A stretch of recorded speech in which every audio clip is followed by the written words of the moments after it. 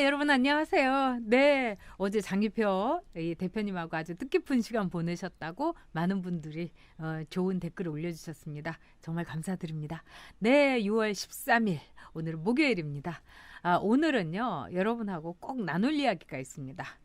자, 청와대가요 어저께 부들부들 떨었죠. 뭐라고 하느냐, 문 대통령의 부부 외유 이 칼럼에 대해서 청와대가 아주 격양된 반응을 보였습니다. 근데 이거 자체가 코미디입니다. 오늘은 이 주제 다뤄보도록 하겠습니다.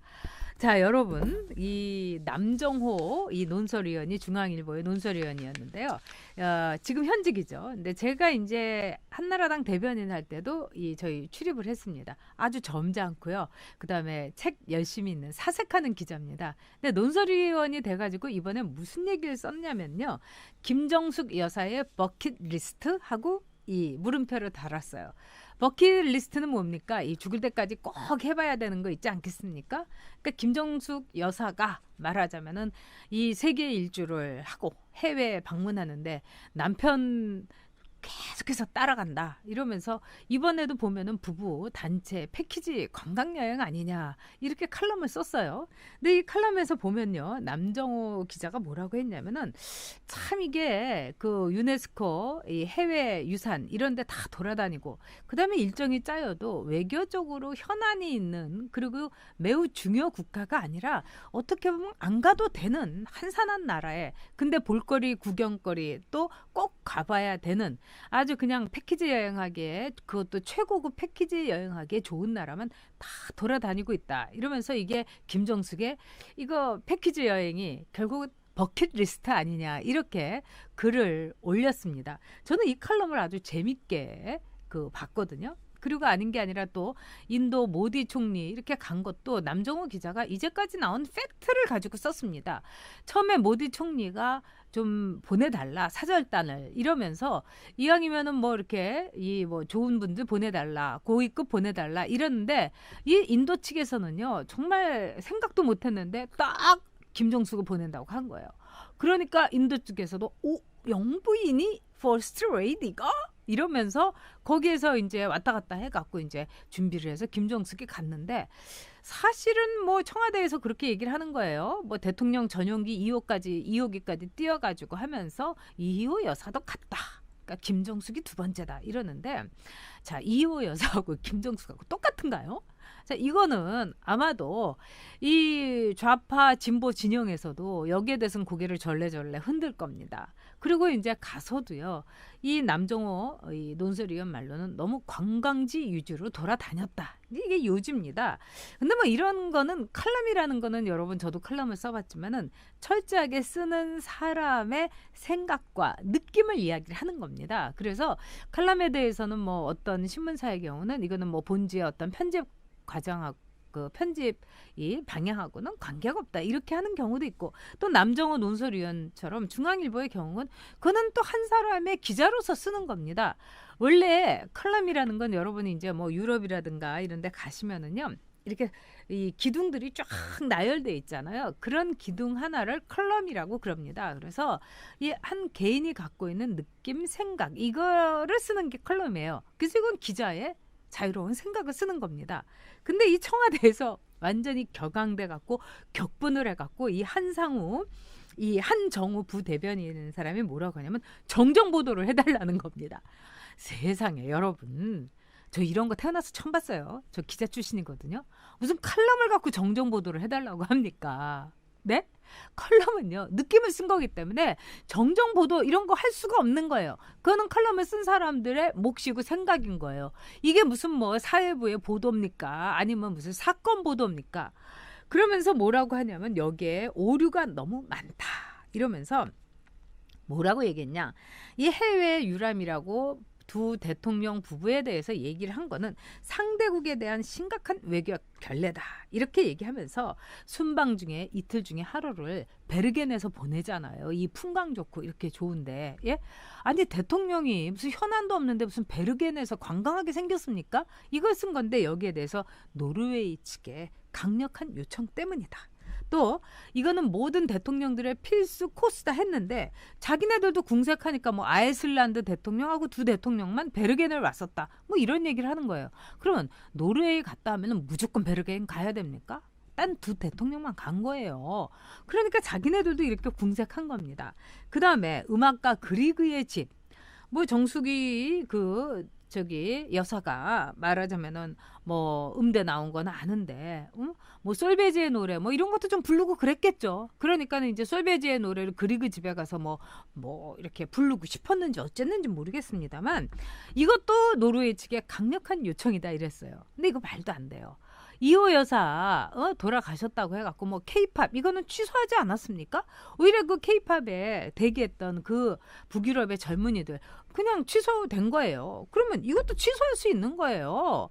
그러면서 뭘 이거를 노르웨이 측의 강력한 요청이다. 그러면 가면은 그쪽에서 요구한다고 다 갑니까? 그렇지 않죠. 이거는 상대방이 서로 조율하게 되는 겁니다. 싫으면 안 가는 거예요. 근데 이렇게 관광코스로 짜놓고서 나중에 왜 노르웨이에 대해서 덮어 씌우냐고요. 또 두 번째는요. 김정숙 여사의 인도 방문. 지난 11월인데요. 3박 4일인데요.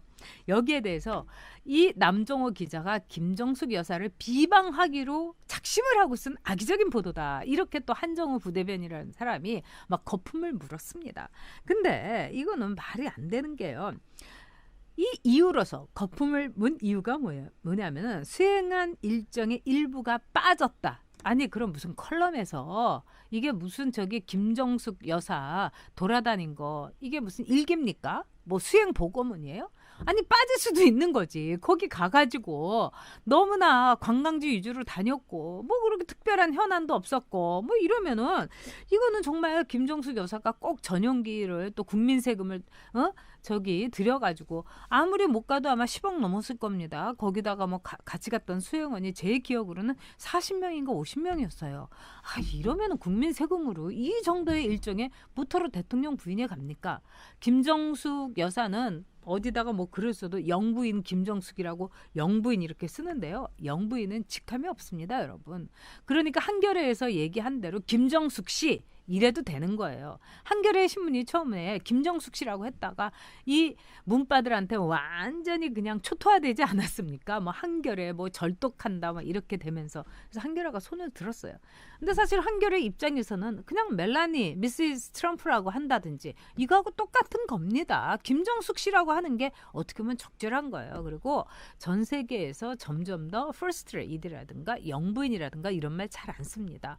그리고 이 김정숙 씨가 너무나 무식한 게 솔직히 말해서 너무 무식한 게 드러나는 게 우리가 영부인 하면은 이미 퍼스트 레이디님하고 엄청나게 자기를 높인 겁니다.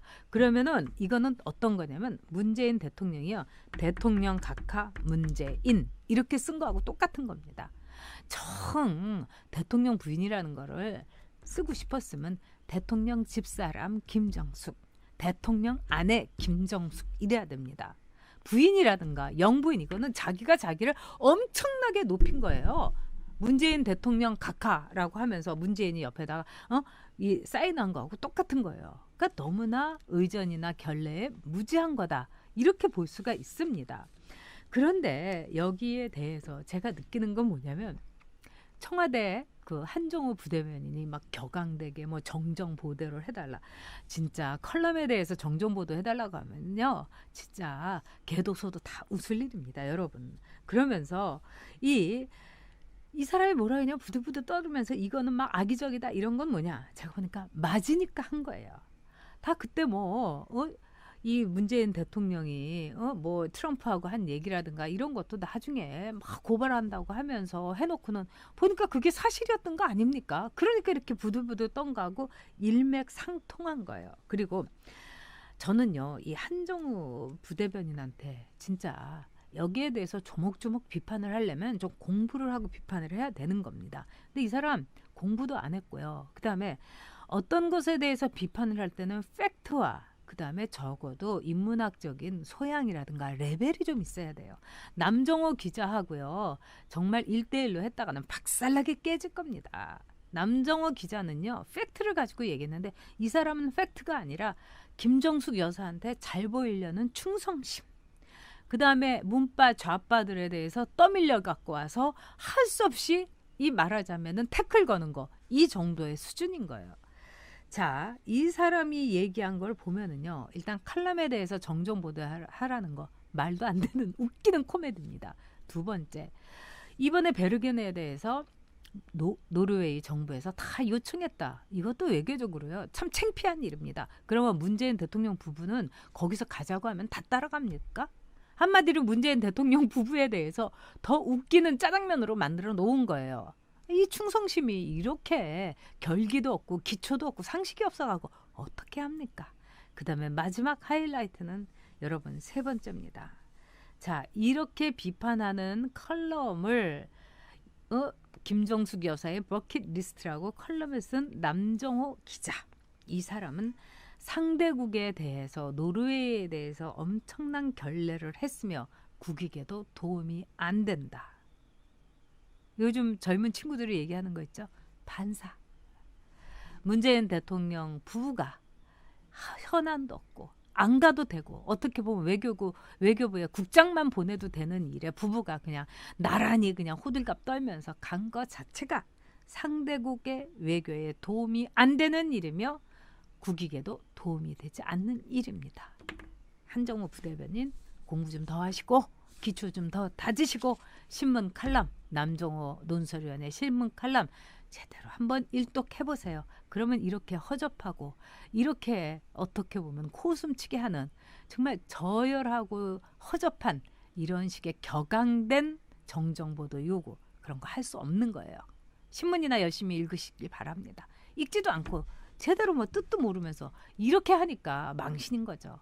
이제 청와대 망신 그만 시키세요. 대변인실도 지금 억만진창인가 봅니다. 네, 여러분.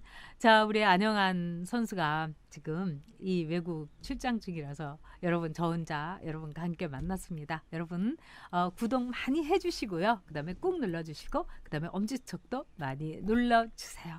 네, 감사드립니다. 그리고요, 여러분 우리 금요일에는요, 이재호 전 이 대표가 나옵니다. 그래서 여러분의 그 답답한 속 사이다로 그냥 뻥 뚫어 드립니다. 네, 여러분 금요일도 많이 응원해 주세요. 이재호 대표와 함께 하겠습니다. 안녕히 계세요. 금요일 날 뵐게요.